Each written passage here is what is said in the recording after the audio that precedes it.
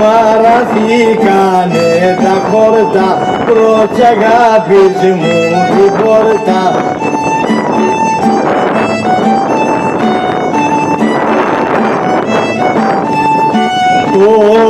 Καλέ μου λένιο εκατότανε.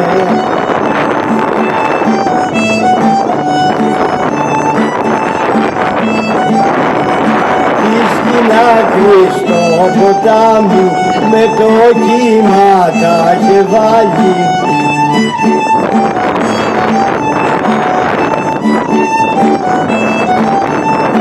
Με το καλέ μου το ποτάμι εμάλωνε.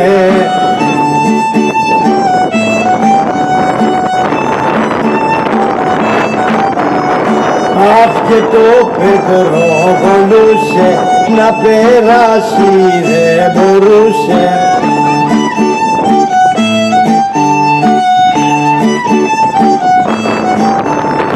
Ποτά καλέ μου ποτά, μη για λίγο στέψε.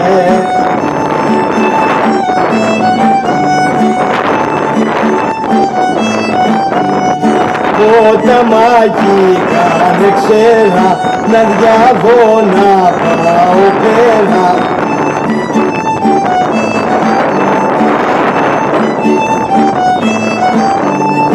Να πάω καλέ μου, να πάω, να ειδώ το Γιώργο μου.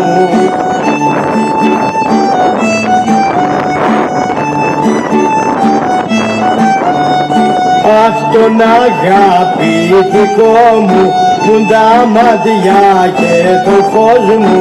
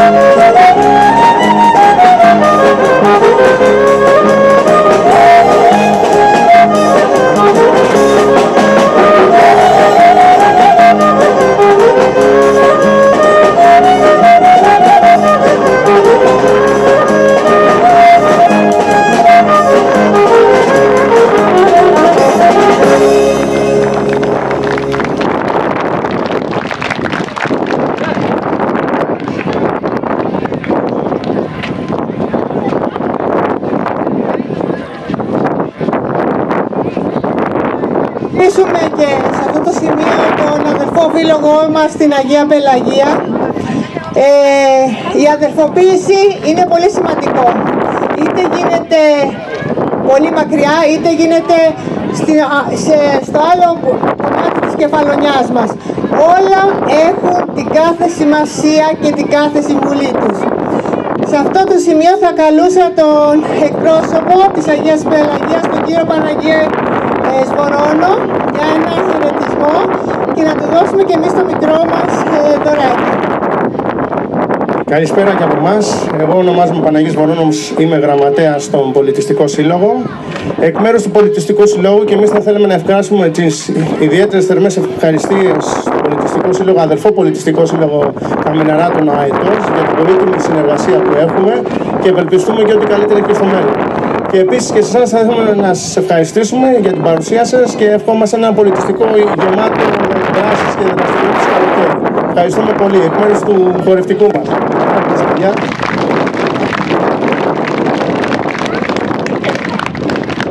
Ευχαριστούμε πολύ και για το ενθύμιο. Αν θέλουν τα μέλη του χορευτικού να βγάλουμε μια αναμνηστική φωτογραφία.